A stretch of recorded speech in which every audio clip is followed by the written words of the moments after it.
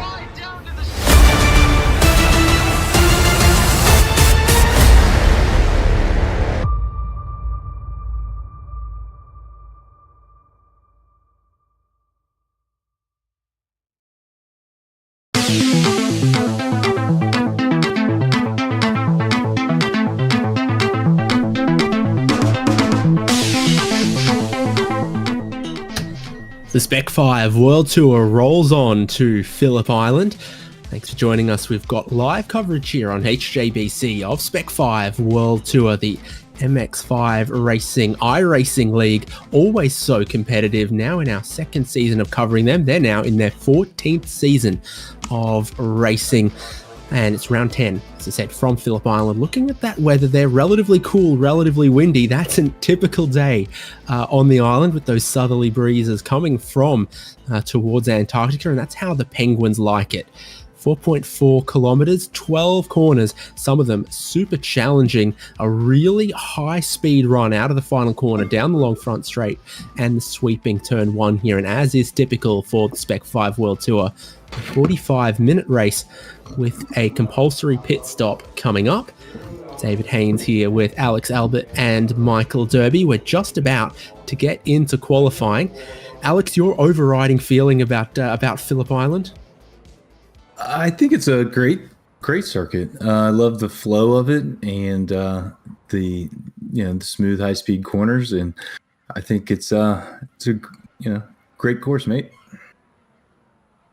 Yeah, fantastic. You'll fit in right well. It's qualifying right now. 15 minutes of qualifying. Drivers are on their outlap, and then they'll start their 4 flying laps. We're looking at Ronnie Coates. He's always been one of the drivers to watch up and near the front, and involved in basically a photo finish at Road America a week ago against Camden Hibbert, who just came away with the win. But they're two of the drivers who'll no doubt be challenging for the championship in not too many rounds' time, and are always challenging for poles and race wins. And if you want race wins, poles are the best place to start from. So qualifying is where all of that happens. And we're seeing exactly the kind of tyre preparation that Ronnie Coates feels is necessary for this circuit in these conditions, which is about 80% speed on this prep lap, now getting towards full throttle as he'll think about trying to carry as much speed as possible through the final corner and into the first of 4 flying laps.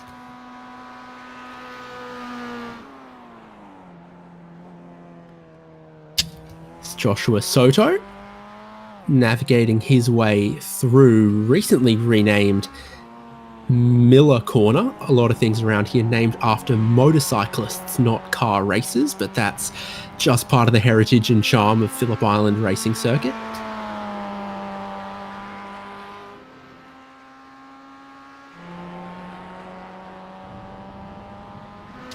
Also out there, the other Coates, Michael Coates, and I think Andy Kosick and a few others are just starting their first flying laps of qualifying here as well. Ronnie Coates and Rui Coimbra, in fact, a little further around on the lap. Brett Marshall on a lap 2 as well.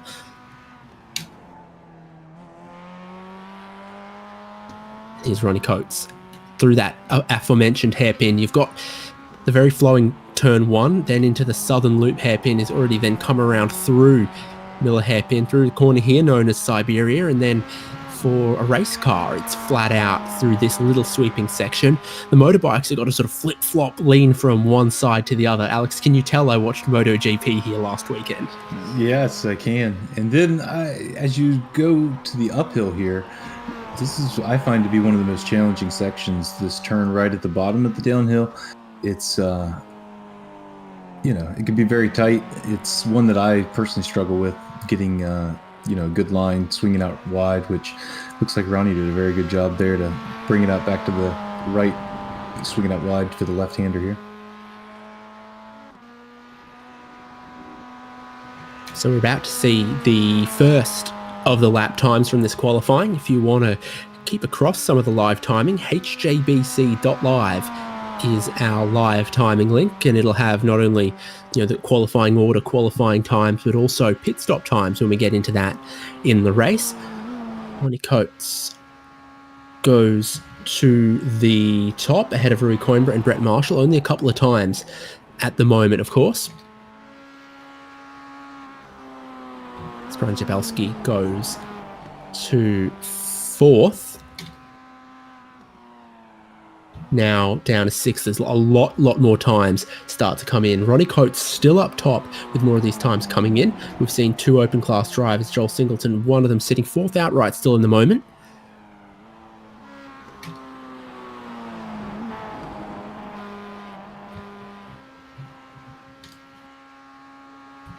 Camden Hibbett, last week's winner, across the line, goes to 3rd, but in the first of 4 qualifying laps that are going to count, typically still seeing the pole get set either on lap 3 or 4 of these runs, and it is a cold and overcast track and a shorter lap than Road America as well, so your tyres probably hang in there for that 3rd or 4th lap to be the best. Yeah, it looks like great conditions, David, like you mentioned, and yeah, Ronnie, as he's sending it down here to the hairpin, hard on the brakes. Great view out across that ocean from this angle, and the car did squirm a little bit as he went to turn in. Characteristic of the car this season does seem to be a little oversteery, and that's what the drivers are managing, is trying to minimize the slip, minimize the scrub, and so just maximize the traction off some of the slow corners. And this track's sort of like that. It's fast, you flow through a couple of corners, then you've got to get a big stop for a hairpin and then get the traction out of that slow hairpin through the next fast and sweeping section. You come over the hill here, and this is the second big hairpin, big stop downhill at MG. Hook a little bit of the camber for Odyssey Adams, and then in some cars, you're flat out full throttle from here all the way around to the timing line, about halfway down the pit straight. So Odyssey Adams is 4th at the moment. It looks like it gets out a little wide in the final corner. Not perfect for finishing this lap, and maybe not perfect for immediately going into setting up the next one either.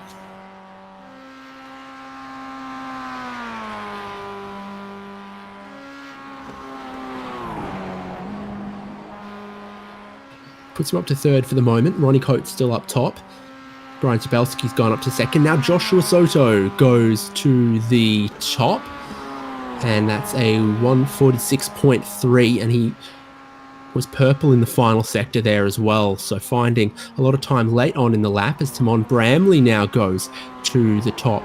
Personal bests all round, but no purple sector, so a very even lap. No particular corners that he's blowing everyone else out of the water, but just stringing the 3 sectors together on his second flying lap.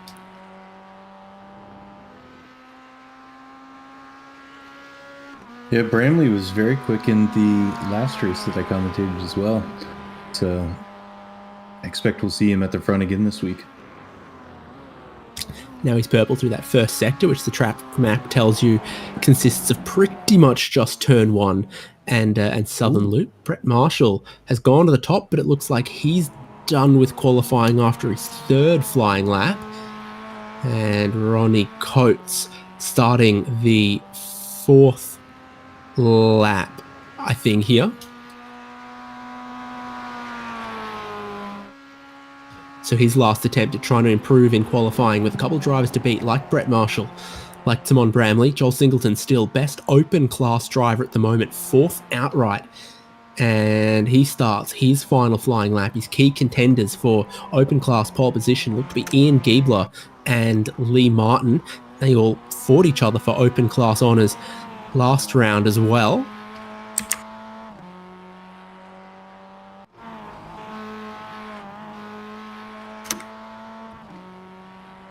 Mitchell Peak with a time already, but last of the drivers on track at the moment. Looks like he started his qualifying runs a little bit late here as well, so he's behind everyone else's program, but as you can see from the top left of screen, still 6 minutes to get around, and they're doing lap times sub 2 minutes, so no troubles at all fitting the 4 laps within the 15 minutes of time. And most drivers do leave pit lane immediately, but you don't have to. You can run a little deeper in the session, which is what Mitchell Peak's opted to do. But will that potentially bite a little bit now that the sun is out?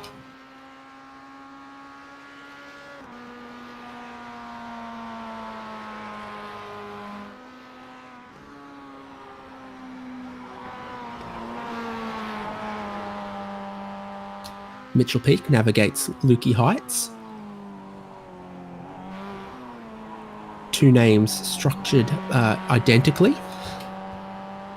Bramley in second at the moment as far as qualifying goes. Brett Marshall is top of the line, top of order, but he has no more laps left in qualifying. Brett Marshall, currently in provisional pole, is done, and it's Timon Bramley or Michael Coates or someone else who can take that pole away. Ronnie Coates is done. He hasn't taken pole. He'll start no better than 4th. So this final lap for Bramley, if it all comes together, he can start on pole position. At the moment, he sits in second. Camden Hibbett goes to the top as he completes his 4th lap. So how will this one pan out for Bramley? Suddenly, he knows what the target is, and he's got to find a little bit more time. He's got to find 3/10 on this lap compared to what his best was to beat Camden Hibbett. It's not super wide on the exit of the final corner for Timon Bramley, but as he crosses the line, he only jumps up to 2nd place.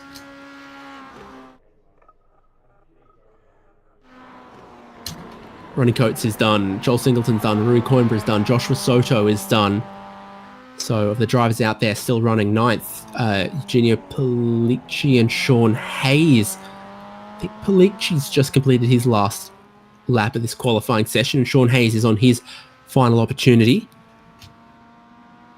He said he went to the 2003 Australian Grand Prix at Albert Park, wanted to go to Phillip Island but couldn't, and that tells us that Sean Hayes was married in 2003, if that's where he went for his honeymoon.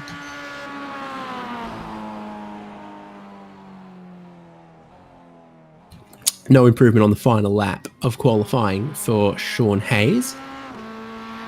Ray Lombardi's on his final lap. Personal best in the 1st sector, about to cross that timing line before Lukey Heights at the end of the 2nd sector, which is not a personal best, missing about 1/10. And all the cars are looking quite oversteery at this point, Alex.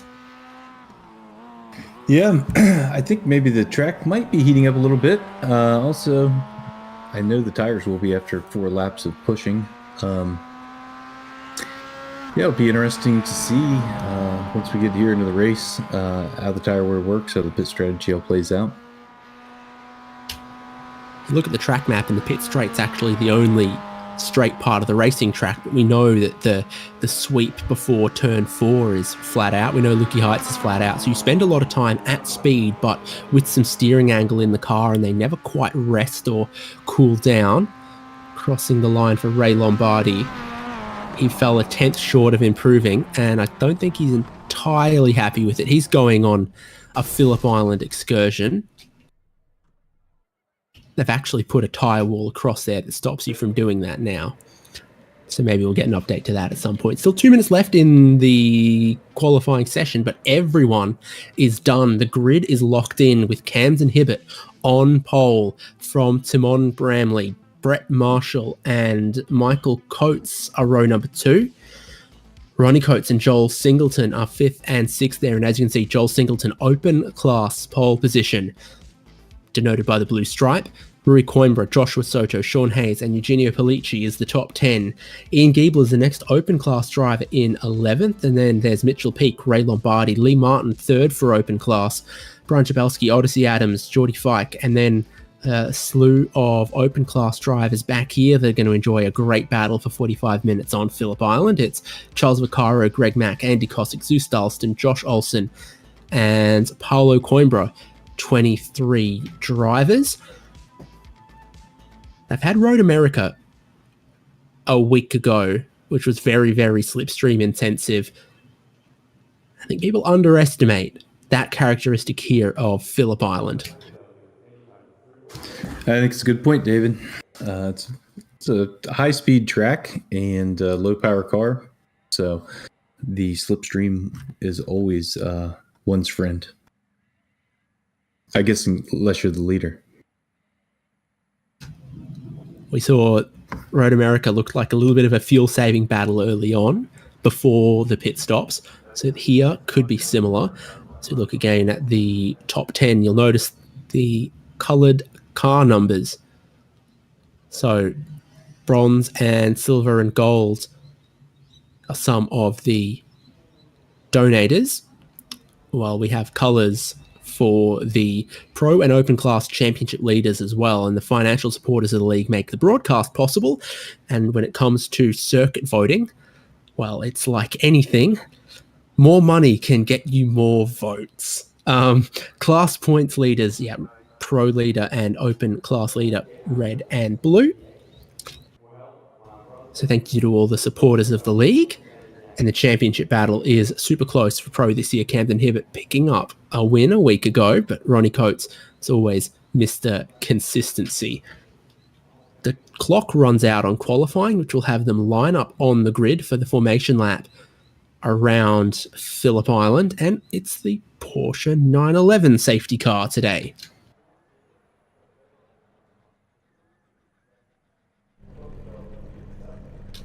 Porsche Club of Australia do like to come here, so I guess that all checks out. 2x2 for the formation lap. Yeah, it's my favorite of the safety cars. I picked the sedan for Champ Car iRacing Series because of all the available safety cars. It's the one that's most like Champ Car. Because we're probably not going to have a 911. The truck is great for dirt, and then there's the Ford Mustang, which has happened before, but the sedan just looking like, you know, a mid-level rental car with a flashing light strapped on the roof is very, very believable for that championship.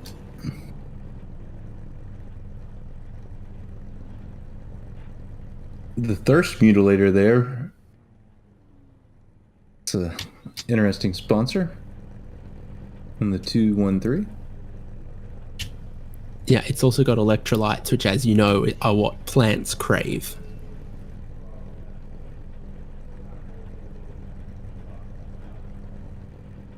lot of nice liveries here in the field. Heartland Autosport there.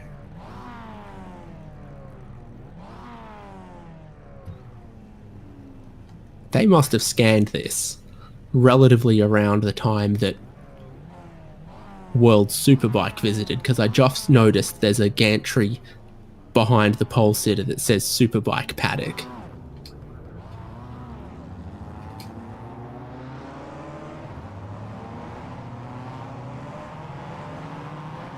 Here we go on the formation lap, and then the 45 minutes only begins when the green flag waves at the end of this formation lap.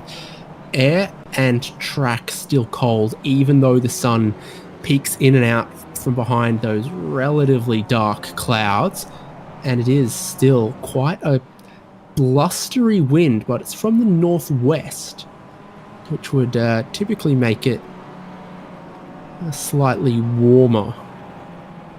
Here, it's when it blows from the south that the wind is entirely unimpeded on its path from Antarctica.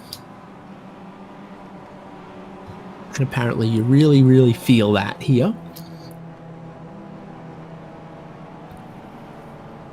But there you see, in whatever your unit of measure you like, the air temperature, the track temperature, and the wind speed, that would windy. make it a tailwind down the pit straight. Yeah, bit gusty today, it looks like. Nice temperature, though. I really enjoy this pleasant temps here.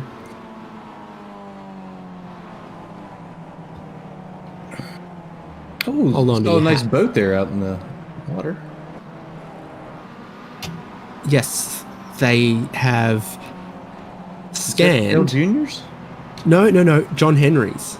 Oh, But Dale's on it. If you go out there and you look, they're on the back deck. the stern.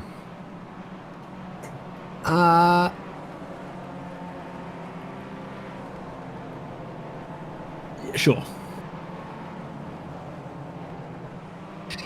The stern is the rear of the vessel, but the deck is not necessarily the stern.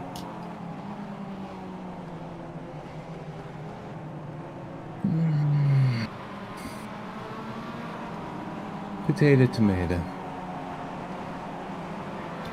Pace car is about to pull in. There'll be a little bit of a journey then until they get around the final corner and the green flag waves on the start-finish straight.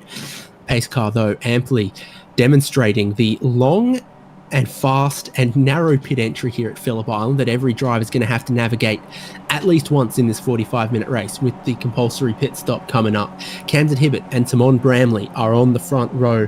Hibbett will have the inside to turn number 1, but then the outside to the long left-hander Southern Loop. We'll see how it all plays out when the green flag waves now and sends us Spec-5 World Tour racing at Phillip Island. The drivers from the pole sitters lane lining up, trying to bump him along into somewhat of a lead. Same happening behind the driver, adrift all by himself. Rui Coimbra in the middle lane has to tuck back in the line as they work their way through turn number 1 on cold tyres, building up speed on lap number 1 to the southern loop. Camden Hibbett has converted that pole position into the race lead. Brett Marshall from his lane on the right-hand side has also gone through ahead of Timon Bramley. Second place qualifier now back into third place in the racing, 3 wide behind, with Sean Hayes making contact with Eugenio Pollicci, who ends up through the outfield, 2 drivers off the track. Let's take a look at this, David.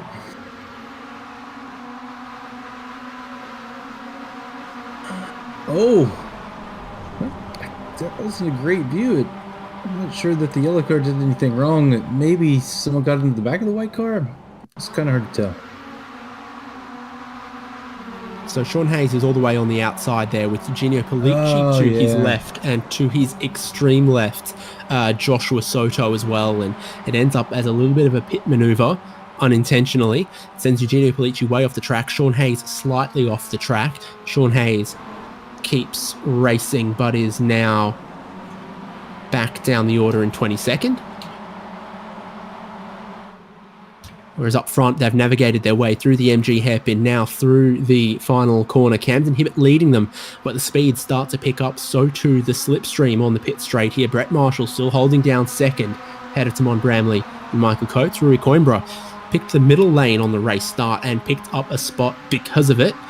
He's ahead of Ronnie Coates and Joshua Soto. But here, Brett Marshall is wondering, well, what is Timon Bramley going to do? A couple car lengths back from the leader. Third place gives a little bump and then a lift behind second place, and our top six runners compress somewhat through the fast, super committed turn one and into the southern loop corner that can really catch you out as it goes from being slightly uphill to cresting in the middle of the corner.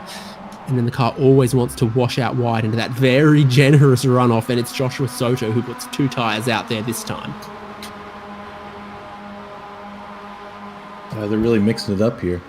Nose to tail, 7 deep here. This is great. Top 10 pretty well unseparated as they work their way through the Miller hairpin. And from your open class drivers, Joel Singleton still leading, but Ian Giebler is the driver on the tail of this pack. Next open class driver in 10th outright. He's got a view forward not only of a whole heap of pro drivers, but also the open class driver. He's going to be trying to fight for victory here. Not too far back. Focusing on Lee Martin there as well, third in the open class as they run at the moment.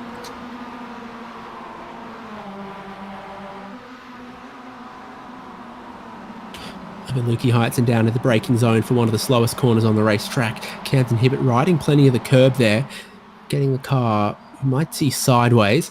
He's led all the way so far, and some of the drivers in behind him in the slipstream definitely showing signs of trying to save fuel early before they have to make that pit stop.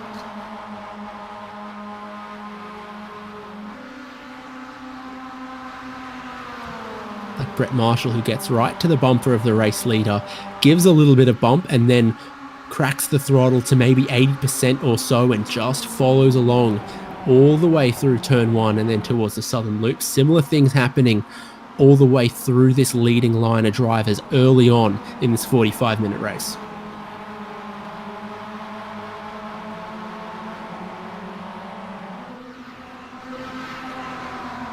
But Vaccaro's off at turn 2. Charles Vaccaro has either had an uncomfortable moment or received a little bit of contact through southern loop. He just gets too much of the grass on the inside of the curb, gets the car unsettled, and he rides across the berm there for an uncomfortable little ride that sends him to the back of the pack. Yeah, got quite lucky there to miss the end of the tire barrier.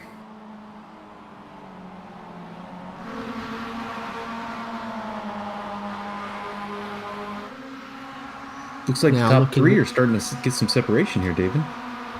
Yeah, a couple car lengths, but not a great deal of time. Only 4/10 between Timon Bramley and Michael Coates, 3rd and 4th. It's like 11 cars up front at the moment as Ray Lombardi's caught up behind Ian Giebler in the back of this shot. Through the hairpin, everyone trying to get all the way to that inside, hook a little bit of the camber in that corner, knowing that the exit is oh so critical.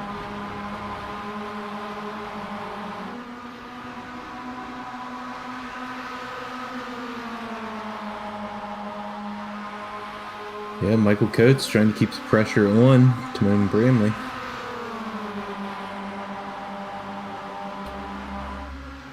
Significant speed at the end of this straight, needs just a little tap of the brakes to navigate turn 1. See a couple cars, brake lights come on, others look like they just roll out of the throttle and take off the necessary speed to flow through turn 1 before turn 2 is a real and proper braking zone. This hairpin looks like Marshall's ended up a little out of sorts here now alongside Timon Bramley, who had the inside for the sweeper but the outside for the braking zone at the hairpin. And Michael Coates is deciding, who do I want to follow here? He opts to roll out of the throttle. Rui Coimbra gets alongside him, so we're 2 wide, 2 deep through the Miller hairpin. Timon Bramley goes round the outside to grab the spot. Rui Coimbra still trying to go around the outside of Michael Coates to grab that spot, gets the inside here at Siberia and goes up a position. So a couple of positions changing hands up front here as Brett Marshall then runs it off wide on the exit there again. Here's Ronnie Coates trying to now come up some spots if he can as well. Alongside Brett Marshall, Rui Coimbra gets to the inside of Lukey Heights here. He gets all out of shape trying to go quicker over the top of the hill, but then gets to cover off the inside into the MG hairpin, a couple of corners, and Rui Coimbra picks up a couple spots. All this battling has let the top two start to sneak away, though. By a little bit. Camden Hibbett still leads with Timon Bramley. It's all the positions behind them that are changed hands, with now Rui Coimbra needing to make sure first and second don't get away from him. His Coates maybe having a look to turn one, backing out of it, tucking in behind Brett Marshall as they flow through the super fast turn one.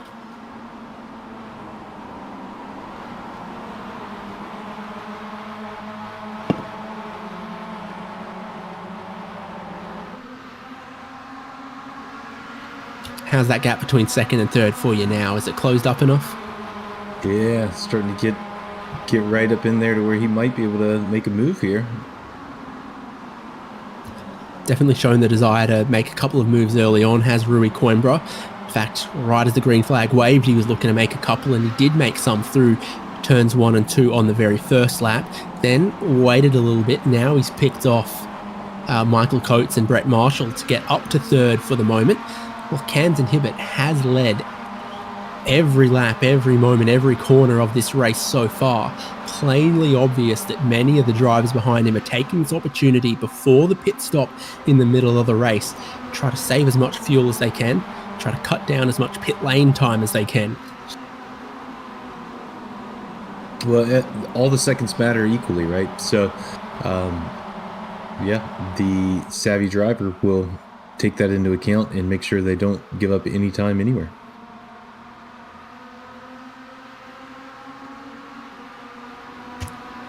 .7 seconds from first to 11th place at the moment, and you definitely could gain or lose 3.7 seconds on pit lane in a pit stop. So yeah, it all counts when the racing is close like that. Second place bumping first, third place arriving and rolling out of the throttle. Rui Coimbra saving fuel now as Michael Coates goes down the inside of Brett Marshall and up into fourth place.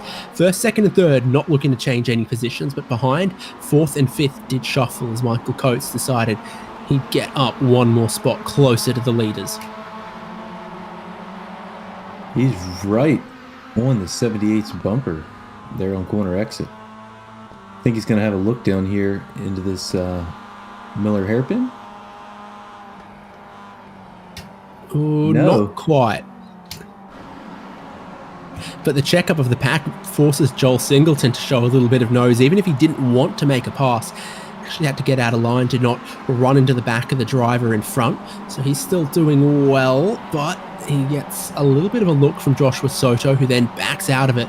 Joshua Soto is now alongside with Ronnie Coates. Timon Bramley drops back out of third, so suddenly a couple more positions changing hands here. A place that we haven't seen that many more passes happen. Camden Hibbett leads. Coimbra up now into second. They come around here to this very sharp right-hander here at the bottom of the hill. And then back on the loud pedal and headed back towards the paddock building. Field comes around to the pit straight, but Joshua Soto, Ronnie Coates battling each other over Lukey Heights have dropped a little bit of time when they came to that hairpin. And now there is more than 1 second between Soto in 7th and the leading group in 6th. I think Ronnie Coates will recognise that and try to pass. I thought he was going to try to bump Joshua Soto to close that gap, but instead Ronnie Coates tries to cement that pass. You see Ian Giebler around the outside of Ray Lombardi in this group here as well. So Ronnie Coates must think he's got enough speed that he's going to catch the next group of cars. Pretty clearly 6 cars as a train for the front, and then that just little staccato pause before you get to Ronnie Coates leading his little train. It's a great shot here off the bumper. Whoa. Whoa, wow. It sure is. Of Mitchell Peak, though, as he goes off the circuit, out wide in the braking zone, and goes for a very, very scenic run. And he thinks he got hit from behind by Ian Giebler, and he sure did. That checkup, once again, in that braking zone, it forced Joel Singleton to have to do something evasive earlier on. This time, it sees Ian Giebler run into the back of Mitchell Peak. Yeah, it's so easy to do there. Oh, here we go, having a little bit of look up the inside, the 110. Kind of compromises exit, though, and allowed the 31 to be all over his bumper here. Again, another case where I'm not sure Joel Singleton was trying to make the pass, other than he realized he was getting into the braking zone a little bit hotter than the car in front, and he didn't want to run up the back of them. It happened to him before. Now, Camden Hibbett has led every minute, every moment of this race to this point, and now he pulls out a line, lets some others go. Rui Coimbra goes to the lead of the race. Timon Bramley pushes him through, and Camden Hibbett drops back into third. Camden almost even looked like he wanted to let Michael Coates go, and Coates wasn't having it. Coates was just going to follow him. So now Rui Coimbra leads the race. Off Southern Loop, downhill to sweeping turn 3, which then sets you up into the braking zone that caused some drama earlier on at turn 4 here. Singleton's now fully alongside Ronnie Coates as they go in, and oh, Singleton has a wiggly moment. Poor traction off the corner.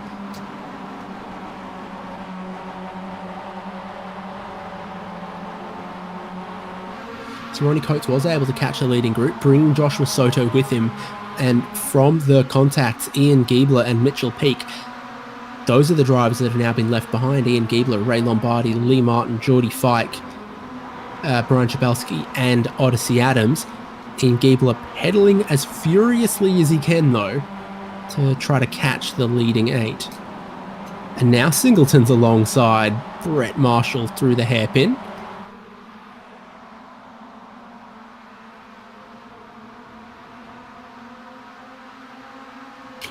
Still no, I was going to say no pit calls. It looks like Andy Kosick might have made a deliberate pit strategy decision. He's the only car that's pitted and resumed the race because Eugenio Pellicci looks like he's retired his car.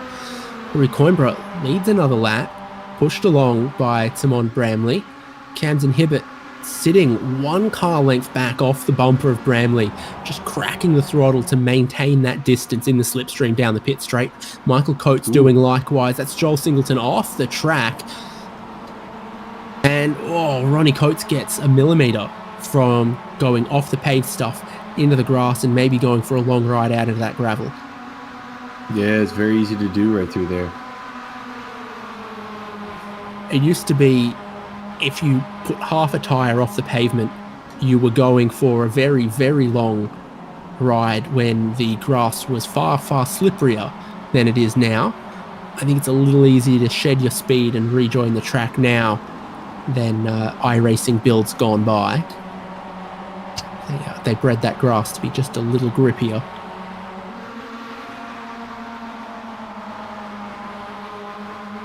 Than the old Deepwater Horizon spec grip grass. So we would expect most of the leaders here to go long on their fuel. Yeah. I mean, typically, when you're the leader, it makes sense to stay out long. And when you're in a pack following the leader, it makes sense to stay with the pack. So, yeah, I would say almost everyone from the leading group you expect to go long. It's some of the drivers that are out of place or deeper through the field that might gain something from pitting earlier. Through Coimbra again, being pushed by Timon Bramley down the pit straight, while third and fourth stay a car length back, and Singleton battles with Brett Marshall into turn 1, and Singleton prevails. Is that Soto having a look there on the inside? I think it was more just Brett Marshall being a bit wide. And again, a little wide on the exit for the black and purple Heartland Autosport car.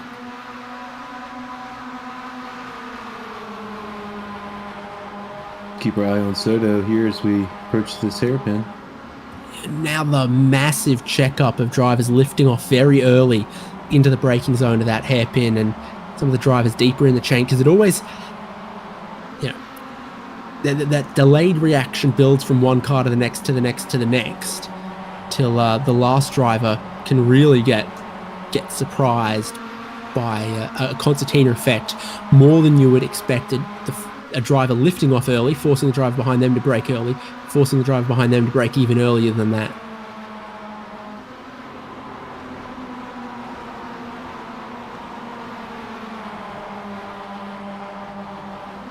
Choo-choo.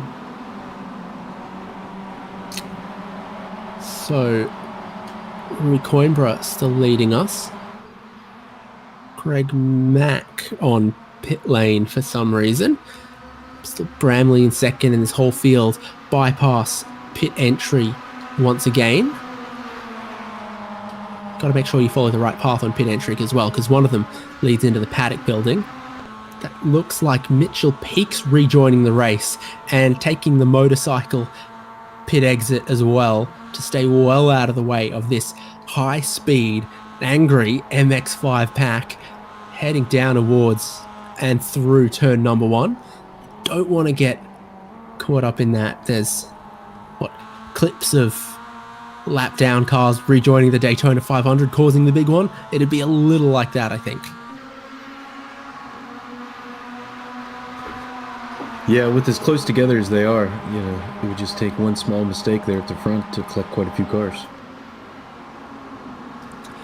Little angle there of a lot of brake lights coming on early in the pack for the braking zone at the hairpin once again, as drivers want to stay in line at this early point in the race for the fuel savings. They also have to signal their intentions quite early. So we've had Camden Hibbert lead a good chunk of laps. Now Rui Coimbra, it feels like he's led for 3 or 4.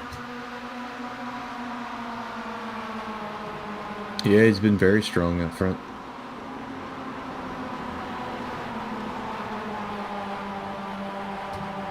And Mitchell Peak back on the lane again for whatever that's happened. So Andy Cossack's the only driver who looks like they've pitted, taken fuel and resumed at this point as he runs in 20th. Again, HJBC.live has also got more information for you if you want to follow along with precisely how your teammate or your friends are doing and what some of the pit stop strategies are looking like. Coimbra down the middle of the road. This time Timon Bramley not pushing him but pulling out and getting his nose in front to the lead of the race for the first time. And Camden Hibbert gets passed by Michael Coates. So a lot starting to happen up front here as well. And often, if everyone sits in line, and then they start to make a couple of moves, it points to the pit window not being far away.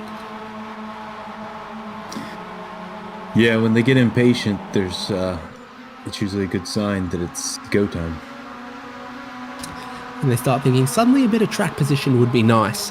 And Joshua Soto's battling Joel Singleton for a bit of track position there, side by side through the sweeper. And here goes Michael Coates for 2 positions. Michael Coates to the lead of the race, and then out wide makes a tiny bit of contact with Timon Bramley. There's a checkup with Rui Coimbra there as well. They're now 3 wide in this leading pack. And another checkup heading into Siberia as well from Timon Bramley. Okay, this is suddenly not looking like a train. It is looking a lot more like I-95 traffic. Yeah, for sure. Side by side, probably pointing and yelling at each other. Yeah, some choice words could be happening out there as well.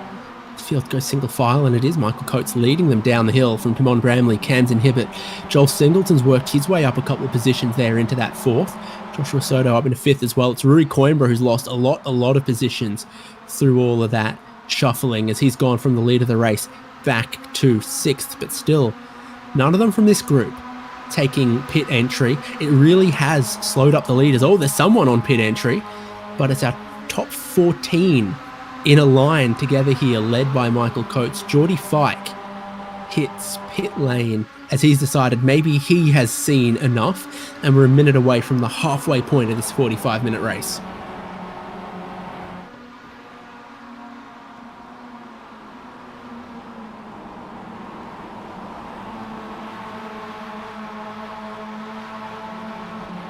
So a couple of drivers that have ended up back with the leading group, as the leaders seemed like they all wanted to go 2 wide, 3 wide for a bit there. Lee Martin's back in. Odyssey Adams, Brian Jabelski have caught the leading group, so they can see all the way to the lead of the race as it heads in towards turn 4. Miller hairpin. Going off the road a tiny bit. Ray Lombardi. So he gets passed by Ian Giebler, or does he?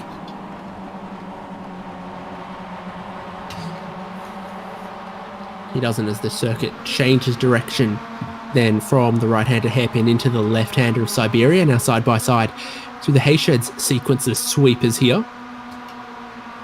Tiny bit of damage evident on Ian Giebler's car, and I think to be a tiny bit of evident damage that matches it on Mitchell Peake's rear bumper.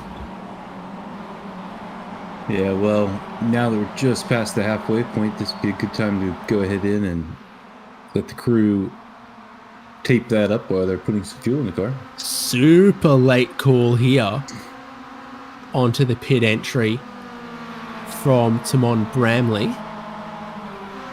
And classic NASCAR style, it meant no one else was able to react to it. So he's the only driver that pits from the leading group. Michael Coates, Camden Hibbett, Joel Singleton, they all carry on. He might be thinking, it's about pit stop time. I saved a lot early on following Camden Hibbett, then following Rui Coimbra. I can undercut them here with a super short stop. And right side tyres, apparently, Timon Bramley's going for. Wow, so... You reckon? A lot of long loaded left-hand corners here, but also track and air pretty cool. Yeah, but you know, the turn 2 and 3 and then the final turn, you know, a lot of those are really high speed. You're really loaded up for a long time. So yeah, probably a good call. It looks like it didn't cost him any extra time. 21 seconds fuel for him, 20 seconds for Geordie Fike.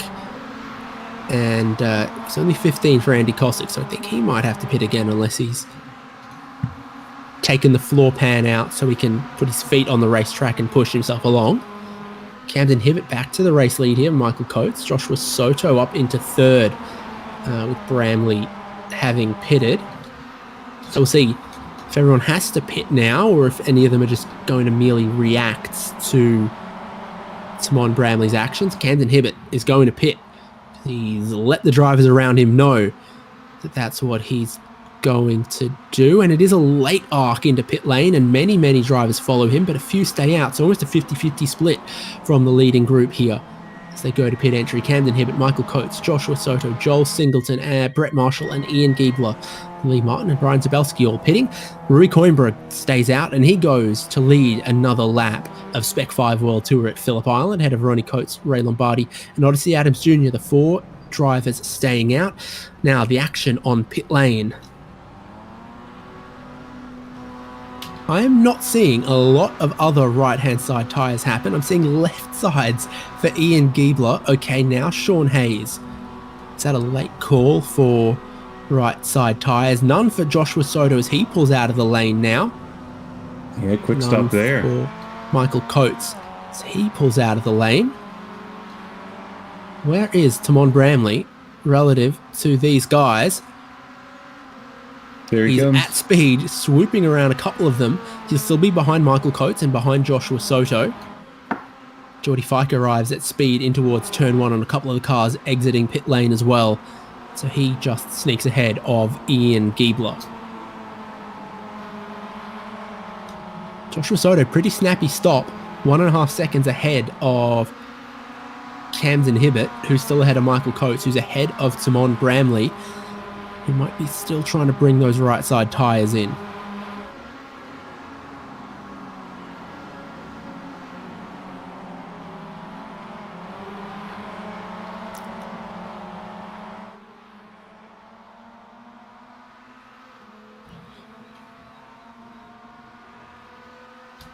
wind has died down from ripping your hat off speed to merely turning your umbrella inside out speed. Here's Ronnie Coates and Rui Coimbra battling for the lead of the race, as neither of them have stopped yet. That was the final lap. You'd have to get the photo finish camera out. Down towards turn 1, Ronnie Coates goes to the lead of the race for what feels like the first time in my memory. These drivers have gone quite a few laps longer than those others that have all clearly pitted to react to Timon Bramley's quite rapid and early stop. So the driver's running long here. Ronnie Coates, a 1:45.2 on that lap just completed. Against Timon Bramley has not yet completed a flying lap, but we're about to see what it is. As he crosses the line, Bramley has a 1:45.7. So leading group still doing about the pace of Bramley, who stopped. They are not losing time from staying out at the moment.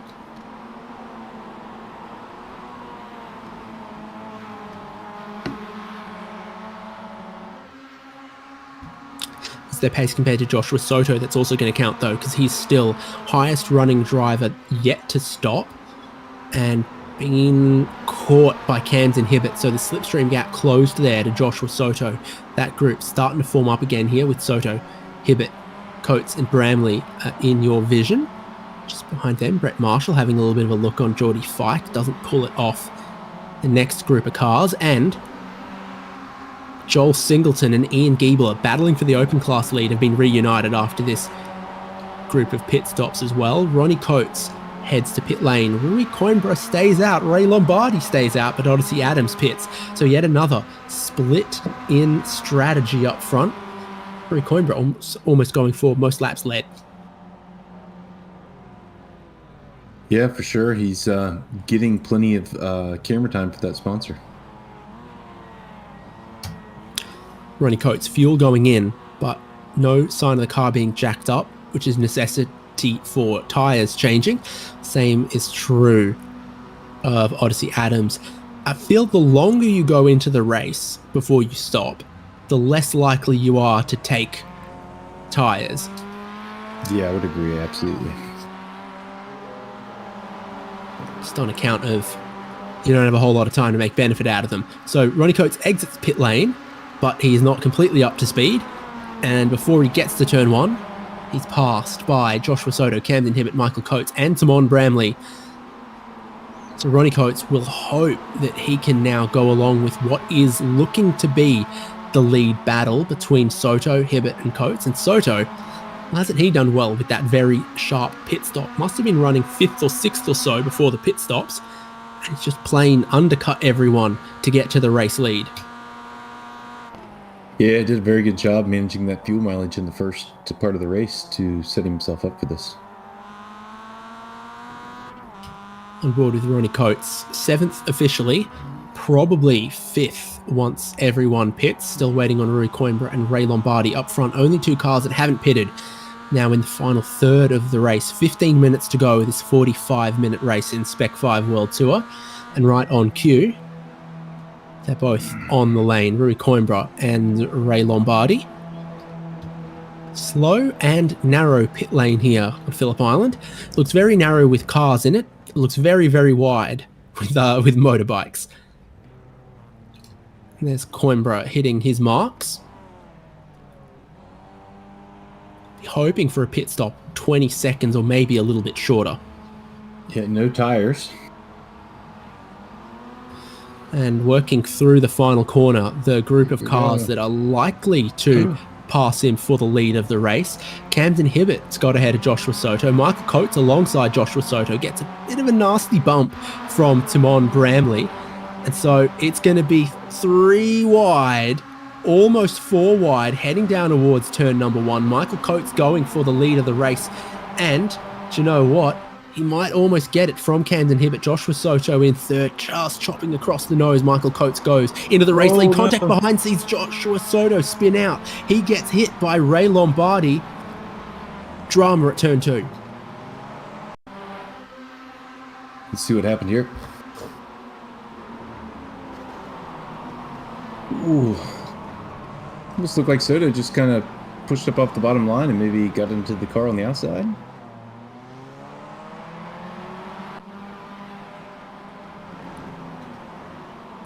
Interesting. Looks like Soto continues with a little bit of damage after that contact there at turn 2.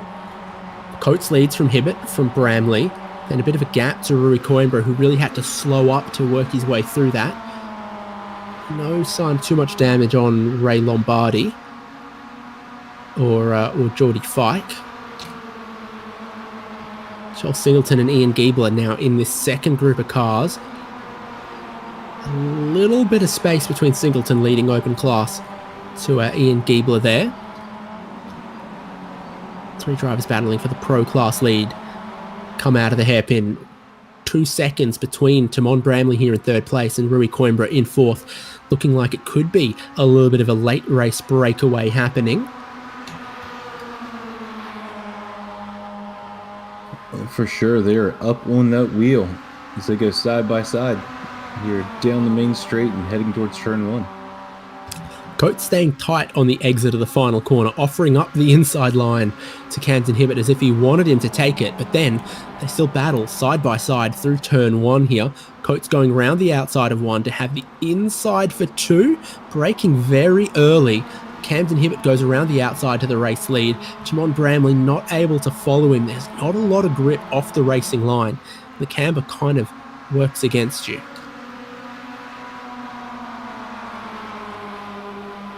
Yeah, it's very tough there to keep the car from wanting to push out to the edge. Don't push me because I'm close to the edge.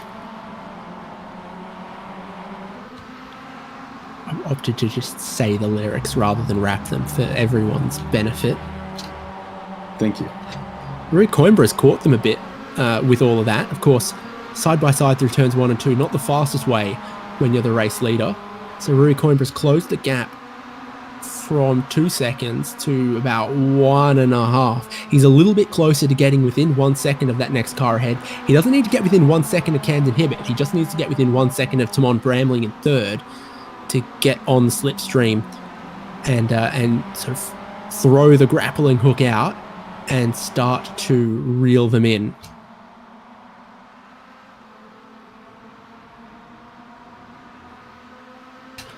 Joel Singleton tried to take a spot away from Brett Marshall, put a pro-class car between himself and his competition of Ian Giebler, but he couldn't do it. It didn't work out. So now it looks like Ian Giebler as close to his class leader as he has been for quite some time. Yeah, good run by the open cars here up in the top 10. Down the pit straight towards 1. Teammates of Ray Lombardi and Geordie Fike.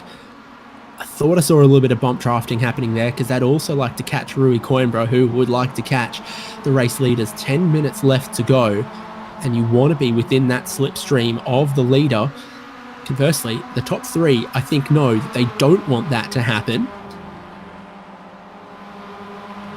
Wow, definitely not working together to get away here.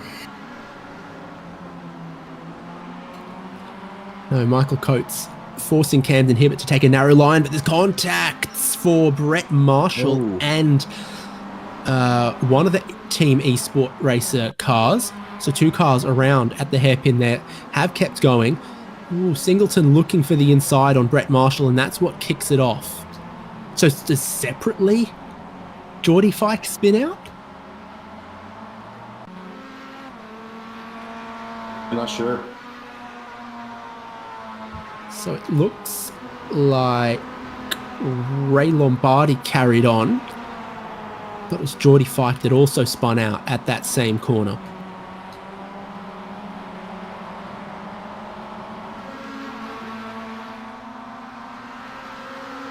Very interesting. 5 laps to go when they cross the start-finish line as the leader on screen here, Camden Hibbert, leads the group through to start. 5 laps to go. Always so interesting. They come out of that final corner, and then what does the leader do? Do they run middle of the road? Do they run the normal racing line? Do they deliberately offer up the inside line and, drop to the back of the pack? In this case, we're going to go side by side for the race lead through turn number 1. Once again, Michael Coates around the inside with Camden Hibbett around the outside now of turn 2. Timon Bramley still sitting in 3rd place for the moment. And Rui Coimbra problems in the last minute. It's now Ray Lombardi in 4th place, trying to catch the battling leaders. Oh, wow. Yeah, Ray is starting to make a breakaway from that group. If these guys keep battling, he might be able to bridge up there.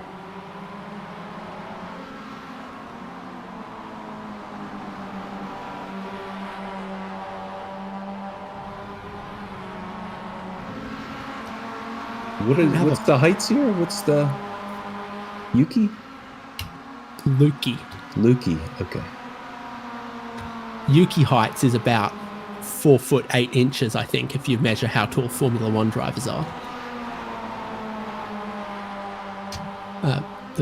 I think. So yeah, I just tried to look at what happened to Rui Coimbra, and I can't find it exactly, but it does look like he maybe had some technical issues and then went off the track somewhere. So from leading a handful of laps, from being in 4th, trying to catch the leading group, Rui Coimbra is pretty well out of this race. Ray Lombardi now runs 4th with a couple of cars bearing down on him.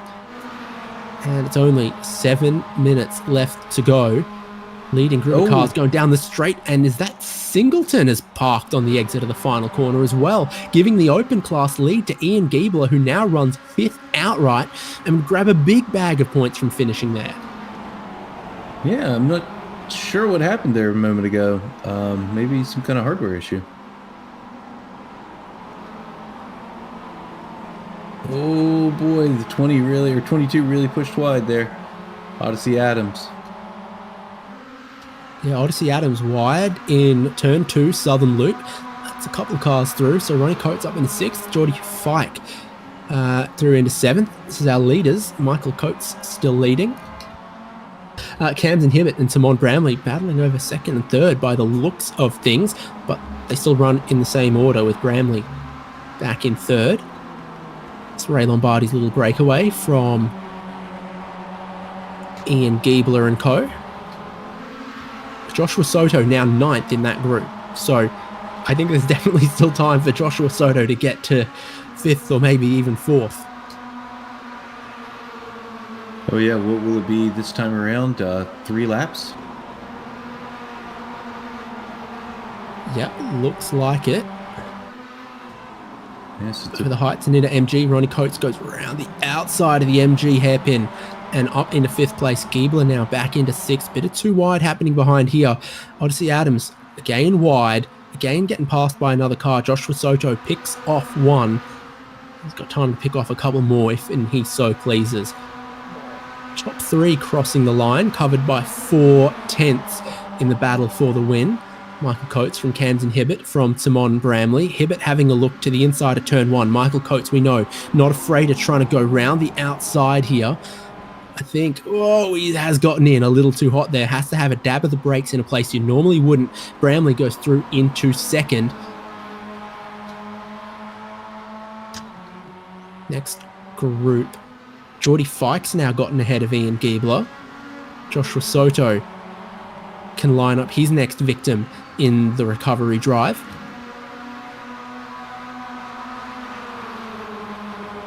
Yeah, Ian Giebler here looks like he's lining up to maybe get this position back. And out braking down the inside goes Joshua Soto, also running wide. Geordie Fike. Soto will now try to get around the outside of him for another spot into Siberia. I don't see many outside passes happen here and work. And yeah, again, you can't quite do it unless it's raining, in which case I think the outside line could work. But conditions like this, the inside's just grippier, the shorter line, the preferred line, the quickest way around the corner. Over the crest and then dropping down into super tough braking zone.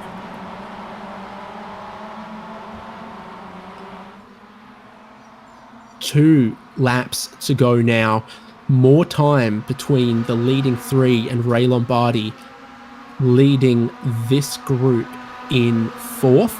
Looks like a three-way fight. Camden Hibbett versus Timon Bramley versus Michael Coates for the win at Phillip Island. Michael Coates all the way out of the slipstream now, sucking in behind. You almost can't see Timon Bramley in second there as he's hidden behind Camden Hibbett, race leader. Well, great battle going on here. The 213 has a perfect seat to watch it unfold. So picking up speed once again through the sweeper towards a big braking zone. Hibbett leaving the opportunity open if Timon Bramley wanted to go for the inside, but he doesn't just yet. We watch from Michael Coates in third.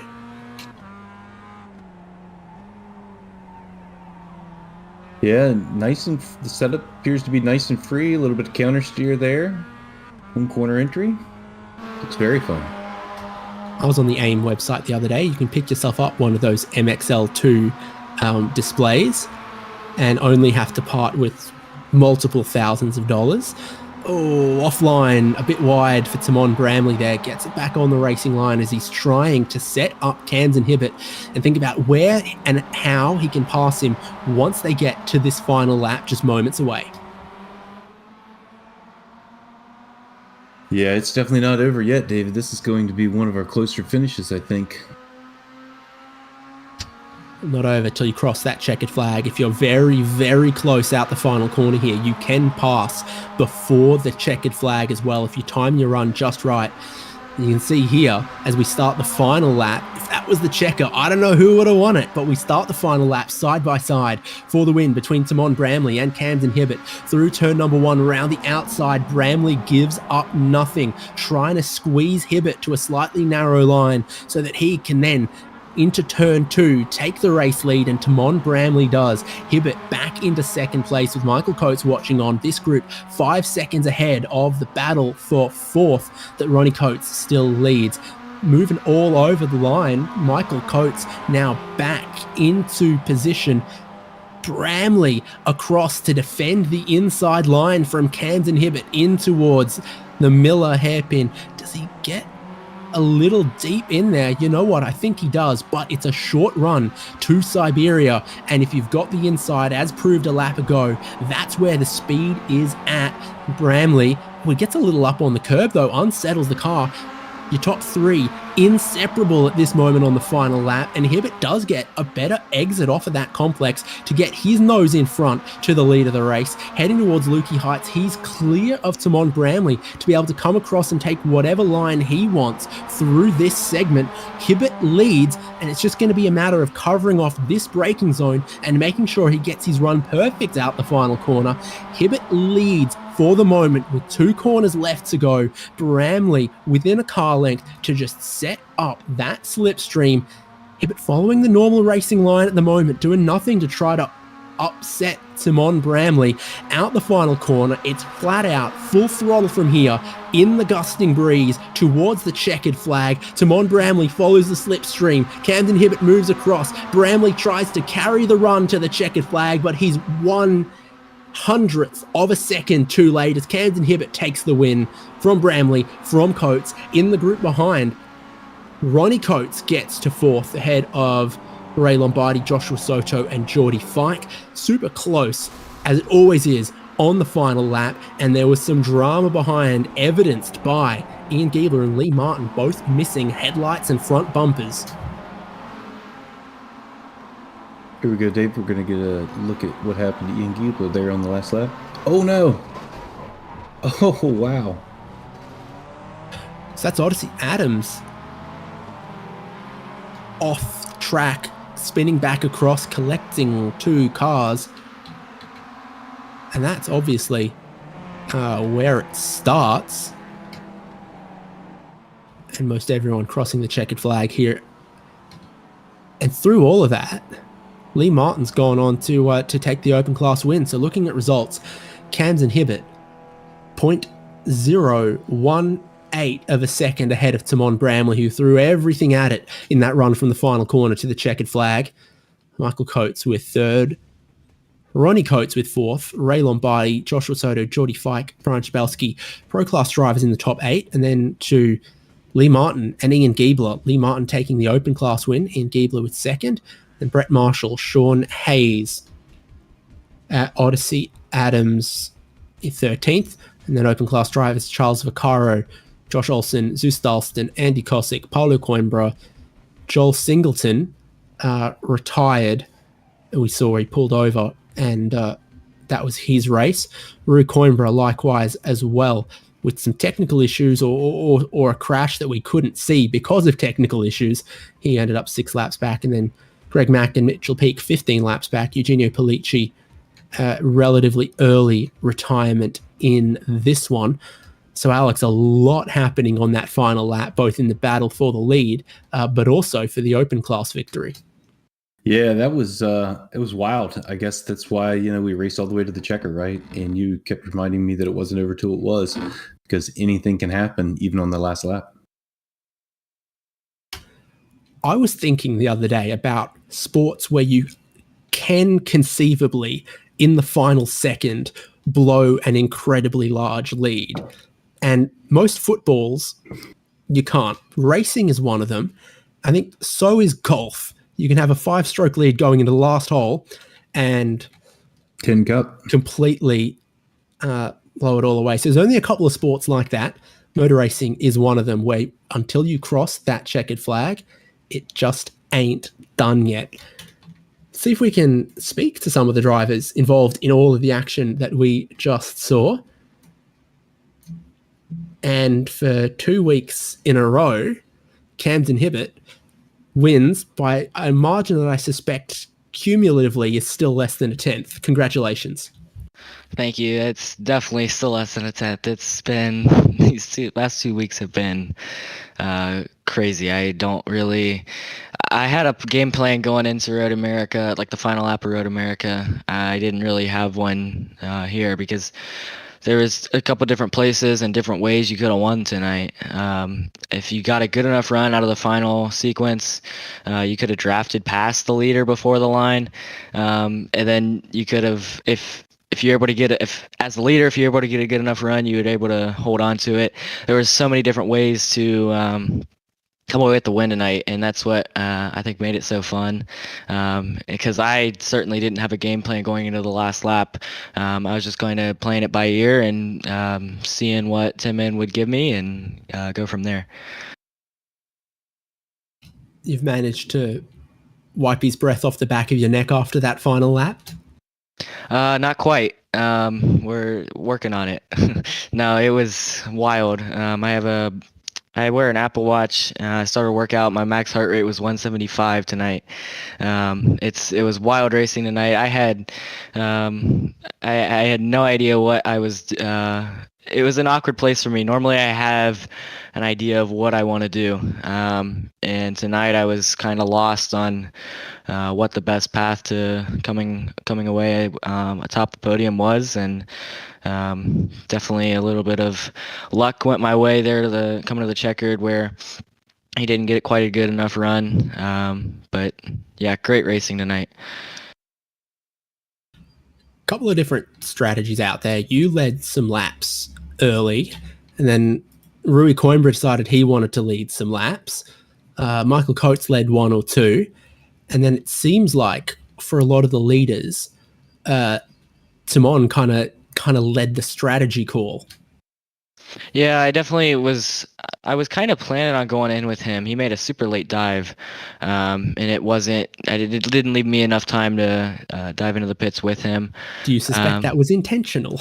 I have a feeling. There was definitely some intent with that. And then I called out on voice chat to see that I was coming in to hopefully get some people behind me to come in with me, specifically Josh Soto.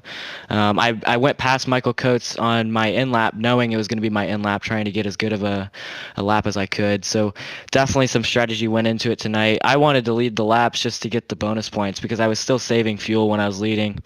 I wasn't saving when I dropped back. I think third, I wasn't saving much more fuel than I was leading. So that's when I kind of made the decision to go for most laps led and try and get that one bonus point, and then final 3 laps we'll race for the win. Race for the win you did, side by side into turn 1 to start that final lap, and then as it played out, an 18 thousandths of a second winning margin. Another photo finish for you that you find yourself on the right side of. Congrats. Thank you. You guys do a great job with the broadcast. I need to thank Buyers Automotive, Rainier Construction, Team Spirit Custom Trailers, Aussie Sales, Westerville Automotive, and Auto Smarts Radio. My mom, my dad, Mazda Motorsports for giving me an opportunity to be a nominee for the shootout. Finalists come out. Finals get announced tomorrow, so looking forward to hopefully some good news there. It's been a wild past year or so from sim and real life, so looking forward to keeping the momentum going. Awesome. See you next week. Thanks. We'll see you guys. Camden Hibbett wins once again, and our open class winner, Lee Martin. Bit of a surprise for you to come away with that open class win? A bit of a surprise. I tried to give it away 3 times, apparently. I think on that last lap, a couple of drivers ended up surprised. From your perspective, what happened? Couldn't tell what started it. Looked like somebody was off track and either lost control or came back right on in front of Ian, which I felt terrible for Ian. And then I had about a 1/10 of a second to react. It wasn't enough, so I finished without a hood. And how many spare bumpers do you think they bring to a weekend like this? Because you ended up needing one, and then Ian Giebler might have needed one. A few other damaged cars out there as well. It's clearly not enough bumpers were brought in, but I will tell you, the plan tonight was to be conservative and let other people take each other out. And then I had a fuel calculation go perfectly, forgot to turn off crew chief, so I got an extra half a gallon. Thought I was out of it. Fortunately, there was enough fighting in front to take another chance at it. And then had that contact on the last lap. I thought all hope was lost. Well, you still do win. A couple of other drivers led in class. Obviously, Giebler led a couple of laps. Joel Singleton's been very, very competitive in that open class this season and takes some beating. He is fat. What happened to Joel? I didn't see what happened. He just parked out of the final corner and towed. I wonder if he blew an engine. I was scaring myself out of blowing an engine a couple of times, but I thought I was second until somebody yelled at me to jump up into the booth. So I'll take a freebie if that's what it comes to, I guess. Hell of a race, though. Yeah, congratulations on that open class win, even if it was a surprise to you, but presumably a welcome one. Welcome one indeed. Unfortunately, not enough to pull away from Ian. He is wicked fast and a great driver all around. So see if we can keep it close. Couple of rounds left of this season. Best of luck. Thank you much. Have a great night, guys. Kidoki. Well, that almost wraps us up on HJBC from Phillip Island in the Spec-5 World Tour. Camden Hibbett coming away with the Pro Class win. Lee Martin unexpectedly coming away with that Open Class win. Both of them super close and being decided on the final lap, as good racing should be. Well, join us next week. We'll bring you live coverage once again, same place, same time here on HJBC. If you're not subscribed, please do. And we'll see you for HJBC for Spec-5 World Tour next week. And also Champ Car iRacing Series. 4.5 hours of Laguna Seca is coming up. Registrations are open and you'll find them on the Champ Car forum. I've been David Haynes with Alex Albert, Michael Derby. See you in a week's time here on HJBC for the next round of Spec-5 World Tour. Good night and mahalo.